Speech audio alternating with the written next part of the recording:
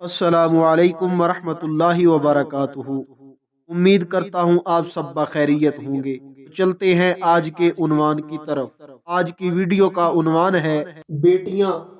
اس زمانے میں دیکھا گیا ہے کہ بعض لوگ بیٹیوں کی پیدائش سے چڑھتے ہیں اور منہ بگاڑ لیتے ہیں، بلکہ بعض بد نصیب تو اول فول بک کر کفران نعمت کے گناہ میں مبتلا ہو جاتے ہیں۔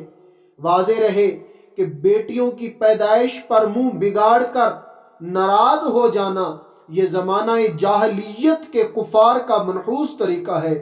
چنانچہ اللہ تعالیٰ کا ارشاد ہے کہ ترجمہ، اور جب ان کافروں میں سے کسی کو بیٹی ہونے کی خوشخبری دی جاتی ہے تو دن بھر اس کا منہ کالا رہتا ہے اور وہ غصے میں گھٹتا رہ کر لوگوں سے چھپتا پھرتا ہے، اس بشارت کی برائی سے کہ اس کو ذلت کے ساتھ رکھے گا یا مٹی میں دبا دے گا۔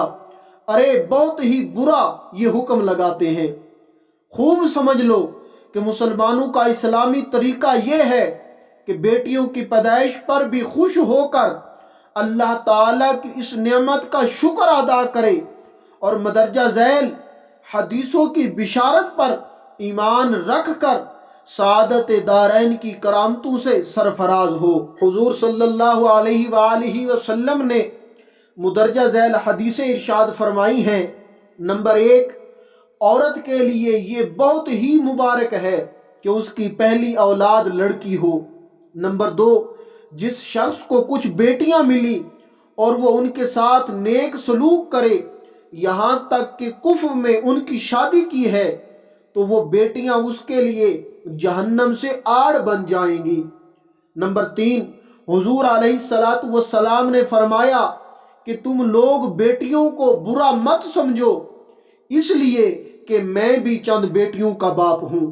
نمبر 4، جب کوئی لڑکی پیدا ہوتی ہے تو اللہ تعالیٰ فرماتا ہے، اے لڑکی تو زمین پر اتر، میں تیرے باپ کی مدد کروں گا۔ خوش رہیں اور خوشیاں بانٹتے رہیں۔